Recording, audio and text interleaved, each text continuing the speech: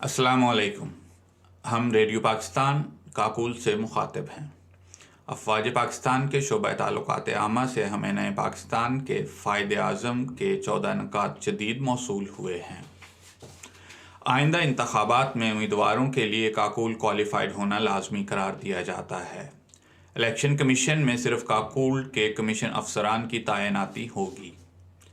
किसी भी ठेके या सौदे में कमीशन लेने का हक सिर्फ और सिर्फ काकुल के कमीशन अफसरान को है।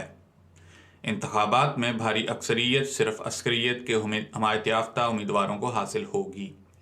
अक़लियत के हामिल उम्मीदवार सिर्फ अक़लियती नशिस्तों पर इंतखाब लड़ सकेंगे। आइंदा असम्बली अस्करी तर्ज की होगी, जिसमें अस्करी हाउसिंग स्कीमों के रहायशियों को 2/3 अक्सरियत हासिल होगी। मुल्क की तमाम मजालिस कानून साज को इस तरह तश्कील दिया जाएगा कि हर सूबे में अक़लियत को मुअस्सर नुमाइंदगी हासिल ना हो और किसी सूबे में अस्करियत को अक़लियत या मुसावी हैसियत में तस्लीम ना किया जाए। सूबों में आइंदा कोई ऐसी स्कीम अमल में ना लाई जाए जिसके ज़रिए KPK, बलूचिस्तान, पंजाब और सिंध में अस्करी मफादात मुतासिर हों।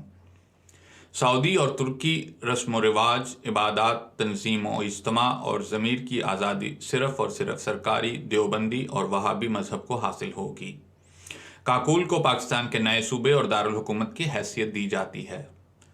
सरकारी मुलाजमतों और ख़ुद मुख्तार इदारों में फ़ौजियों को 2/3 हिस्सा दिया जाएगा।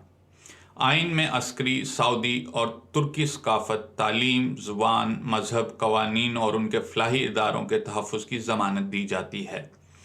किसी सूबे में ऐसी वज़ारत तश्कील ना दी जाएगी जिसमें 2/3 अफसरों की तादाद फ़ौजी ना होगी। फ़ौज की मर्ज़ी के बगैर मरकज़ी हुकूमत आइन में कोई तब्दीली नहीं कर सकती। बहुत शुक्रिया।